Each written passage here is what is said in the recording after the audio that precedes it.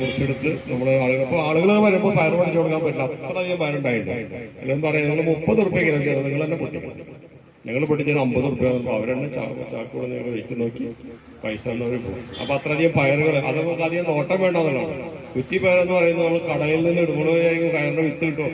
കുറ്റിപ്പയർ കടയിൽ പോകുന്ന വിത്ത് നല്ല കുറച്ച് വലിപ്പമുള്ള വിത്ത് നോക്കി ഈ ട്രാക്ടർ അടിക്കുക, ഒപ്പം അത് പൂട്ടാം. എന്തെങ്കിലുമൊക്കെ വളർട്ട് വേണം. ഈ മണ്ണിൽ എന്തൊക്കെ ഉണ്ടെന്ന് അറിയില്ല. ഞങ്ങളവിടൊക്കെ ചാണകപ്പൊടി ഞങ്ങൾ വെതറിന് ശേഷമാണ് വിത്ത് ഇത് ആവുക. ഏകദേശം 60 ദിവസത്തിനുള്ളിൽ നമുക്ക് പയർ കിട്ടും. ഇഷ്ടം പോലെ പയർ, 1 ഏക്കർ സ്ഥലമൊക്കെ ഉണ്ടെങ്കിൽ എത്രയാണ് പയർ പറ്റി തീരില്ല, അത്രയധികം പയർ നമുക്ക് വിളവെടുക്കാൻ.